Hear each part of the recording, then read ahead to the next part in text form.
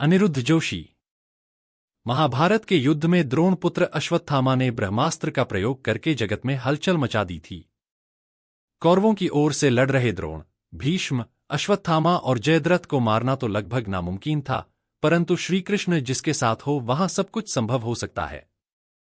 कुरुक्षेत्र के युद्ध के अंत के बाद द्रोण पुत्र अश्वत्थामा ने जो अस्त्र छोड़ा था वह भयंकर था।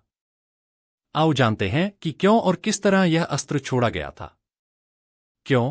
कुरुक्षेत्र के युद्ध में जब गुरु द्रोणाचार्य से यह झूठ बोला किया कि अश्वत्थामा मारा गया है, तो गुरु द्रोण को पहले तो ये विश्वास नहीं हुआ क्योंकि उनका पुत्र तो अजर अमर है, जिसे कोई मार नहीं सकता। तब उन्होंने युधिष्ठिर से इसकी पुष्टि करना चाहिए।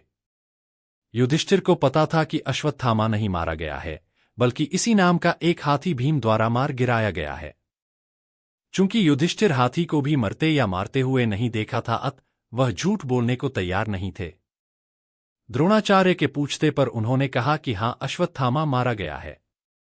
युधिष्ठिर के इतना कहने पर ही श्रीकृष्ण अपना शंख बजा देते हैं, जिसके शोर में द्रोणाचार्य युधिष्ठिर द्वारा कही गई आगे की बात नहीं सुन पाते हैं कि परंतु वह हाथी था या और कोई यह मैं नहीं जानता। गुरु द्रोणाचार्य आखिरी शब्द हाथी नहीं सुन पाए और उन्होंने समझा मेरा पुत्र मारा गया। यह सुनकर उन्होंने शस्त्र त्याग दिए और युद्ध भूमि में आंखें बंद कर शोक में डूब गए।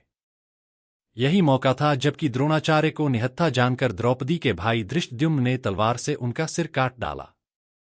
जब यह बात अश्वत्थामा को पता चली कि मेरे पिता को छल से मारा गया है, तो उसने क्रोधित होकर पांडवों के समूल नाश की शपथ ली। अपने पिता के मारे जाने के बाद अश्वत्थामा बदले की आग में जल रहा था। उसने पांडवों का समूल नाश करने की प्रतिज्ञा ली और चुपके से पांडवों के शिविर में पहुंचा और कृपाचार्य तथा कृतवर्मा की सहायता से उसने पांडवों के बचे हुए वीर महारथियों को मार डाला। केवल यही नहीं, उसने पांडवों के 5 पुत्रों के सिर भी काट डाले। पुत्रों की हत्या से दुखी द्रौपदी विलाप करने लगी। उसने पांडवों से कहा कि जिस मणि के कारण वह अजर अमर है, उस मणि को उसके मस्तक पर से उतार लो। अर्जुन ने जब यह भयंकर दृश्य देखा तो उसका भी दिल दहल गया। उसने अश्वत्थामा के सिर को काटने की प्रतिज्ञा ली। अर्जुन की प्रतिज्ञा सुनकर अश्वत्थामा वहां से भाग निकला। भीम को जब यह पता चला तो वह अश्वत्थामा को मारने के लिए उसे ढूंढने निकल पड़े। उनके पीछे युधिष्ठिर भी निकल पड़े। बाद में श्रीकृष्ण और अर्जुन भी अपने रथ पर सवार होकर निकल पड़े। किस तरह?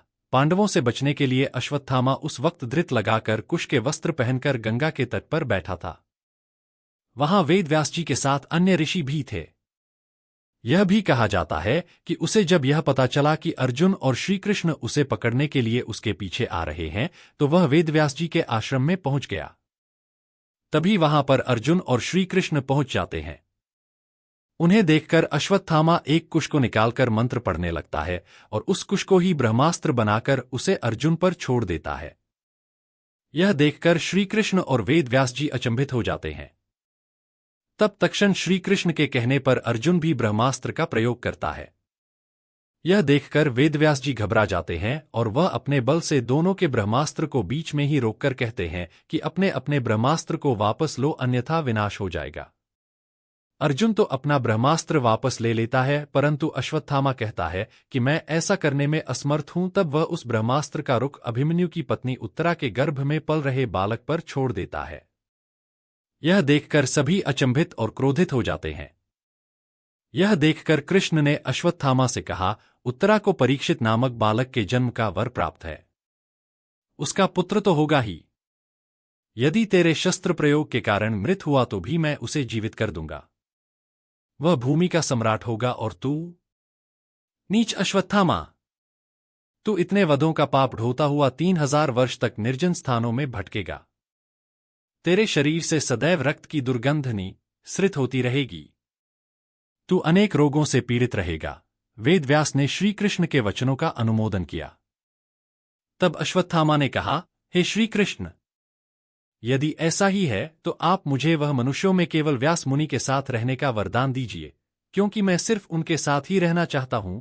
जन्म से ही अश्वत्थामा के मस्तक में एक अमूल्य मणि विद्यमान थी, जो कि उसे दैत्य, दानव, अस्त्र शस्त्र, व्याधि, देवता, नाग आदि से निर्भय रखती थी। कहते हैं कि गुरु द्रोण के पुत्र अश्वत्थामा ने ब्रह्मास्त्र का प्रयोग किया था, जिसके चलते इतना जोर का धमाका हुआ था कि गर्भ में पल रहे शिशुओं तक की मौत हो गई थे। मोहनजोदड़ो में कुछ ऐसे कंकाल मिले थे जिसमें रेडिएशन का असर होने की बात कही जा रही थी। महाभारत में सौप्तिक पर्व के अध्याय 13 से 15 तक ब्रह्मास्त्र के परिणाम दिए गए हैं। यह परिणाम ऐसे ही हैं जैसा कि वर्तमान में परमाणु अस्त्र छोड़े जाने के बाद घटित होते हैं। अर्थात ब्रह्मास्त्र छोड़े जाने के बाद भयंकर वायु जोरदार तमाचे मारने लगी। सहस्रावधि उल्का आकाश से गिरने लगे। भूतमात्रा को भयंकर महाभय उत्पन्न हो गया। आकाश में बड़ा शब्द हुआ। आकाश जलाने लगा। पर्वत, अरण्य, वृक्षों के साथ पृथ्वी हिल गई।